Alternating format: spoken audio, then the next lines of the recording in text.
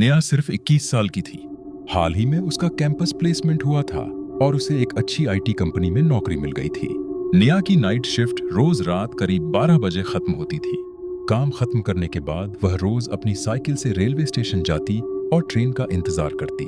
उस रात भी सब कुछ रोज जैसा ही था, लेकिन शायद वही रात उसकी जिंदगी की सबसे डरावनी रात बनने वाली थी। साइकिल पार्क करने के बाद नेहा प्लेटफॉर्म पर खड़ी होकर ट्रेन का इंतजार करने लगी। तभी उसकी नजर स्टेशन पर लगे एलईडी डिस्प्ले बोर्ड पर पड़ी। रोज जहां ट्रेन का नाम और समय लिखा होता था, आज वहां कुछ भी साफ दिखाई नहीं दे रहा था। डिस्प्ले की लाइट बार बार जल बुझ रही थी और अचानक पूरी प्लेटफॉर्म की पावर सप्लाई बंद हो गई। चारों तरफ सन्नाटा छा गया। कुछ देर बाद ट्रेन आई। अजीब बात यह थी कि ट्रेन में बहुत कम पैसेंजर थे।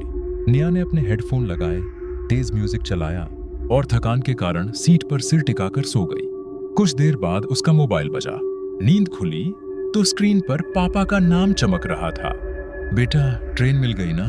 पापा की आवाज में चिंता साफ झलक रही थी। नेहा ने चारों तरफ देखा। पूरा कोच लगभग खाली था। न कोई लाइट, न कोई अनाउंसमेंट। उसने घबरा कर कहा, पापा, यहाँ सब अंधेरा है और मैं ट्रेन में अकेली हूँ। पापा डर गए। उन्होंने कहा, बेटा, जैसे ही अगला स्टेशन आए तुरंत उतर जाना, मैं लेने आ जाऊंगा। नेहा अगला स्टेशन आने का इंतजार करने लगी। आमतौर पर ट्रेन 12 मिनट में रुकती थी, लेकिन आज 20 मिनट बीत चुके थे। ट्रेन लगातार चलती जा रही थी। घबराकर नेहा ड्राइवर के केबिन तक पहुंची और दरवाजा खटखटाया, लेकिन अंदर से कोई जवाब नहीं आया। डर से उसकी सांसें तेज हो गईं। अचानक ट्रेन की स्पीड कम हुई। कुछ ही देर में ट्रेन एक स्टेशन पर रुक गई। बाहर झांक कर देखा तो घना अंधेरा, न कोई लाइट, न कोई इंसान। उसने तुरंत पापा को फोन किया। पापा ने कहा, बेटा, अपनी लाइव लोकेशन चेक करो। नेहा ने लोकेशन देखी तो वो किसी ऐसी जगह पर थी जिसे जीपीएस भी ट्रैक नहीं कर पा रहा था। अब नेहा पूरी तरह घबरा चुकी थी। वो स्टेशन पर बाहर निकली और स्टेशन का नाम देखने के लिए एक बड़े बोर्ड की तरफ बढ़ी, लेकिन बोर्ड पर कुछ भी पढ़ा नहीं जा रहा था। तभी पापा का फोन आया। ले बेटा, जिस ट्रैक से ट्रेन आई है उसी दिशा में चलो, कुछ न कुछ जरूर मिलेगा। रोती हुई नेहा ट्रैक पर चलने लगी। चारों तरफ सिर्फ अंधेरा था।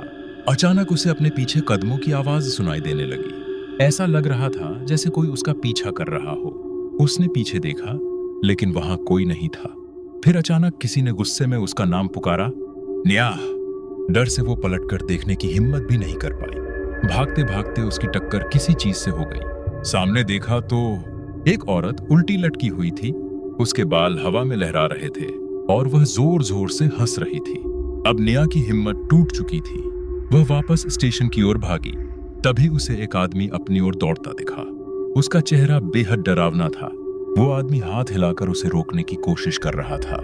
नेहा घबराकर दूसरी तरफ भागने लगी। फोन उठाया तो देखा बैटरी खत्म हो चुकी थी। कुछ सोचकर वह पास खड़ी एक गाड़ी के सामने चली गई। गाड़ी से एक आदमी उतरा और बोला, इतनी रात को आप यहाँ क्या कर रही हैं? नेहा रो पड़ी।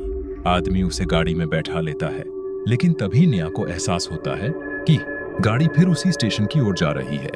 मुझे वहां वापस नहीं जाना,